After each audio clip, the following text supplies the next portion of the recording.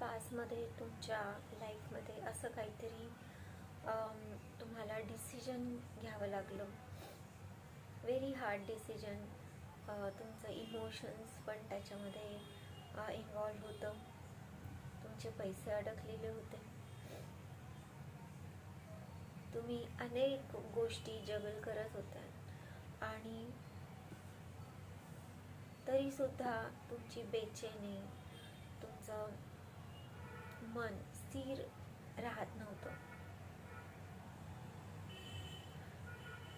खूप इंट्रोस्पेक्शन केल्यानंतर स्वतःच्या काही चुका, जे केलं आहे, जे नाही केलं आहे, जे बोललं आहे, जे नाही बोललं आहे, अशा सगळ्या गोष्टींचा तुम्ही आढावा घेतला आहे.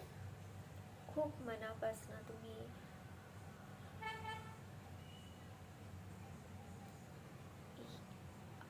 एक्सपिरियन्स केला आहे सगळ्या गोष्टीला.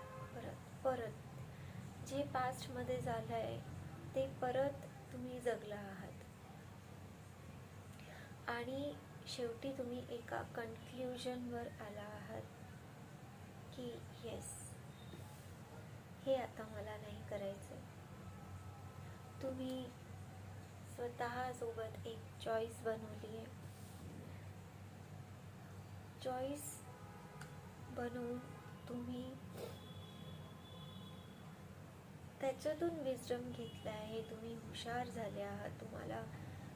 तुम्ही जे इंट्रोस्पेक्शन करायच्या आधी जे होते आणि इंट्रोस्पेक्शन झाल्यानंतर जे आहात त्याच्यामध्ये खूप फरक आहे,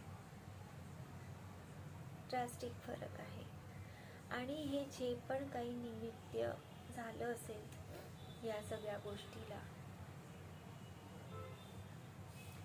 त्याच्यासाठी तुम्ही थँकफुल आणि ग्रेटफुल राहा की ॲटलिस्ट तुम्हाला त्या जुन्या स्टक एनर्जीतून ह्या एनर्जीने बाहेर काढलं आहे.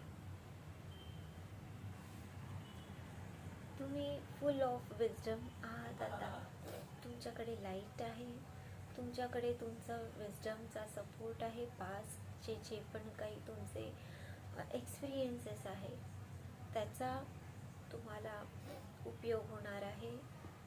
तुम्ही जरी एकटे असलात तरी पण तुम्ही पूर्ण आहात, संपूर्ण आहात. आणि हे ट्रान्सफॉर्मेशन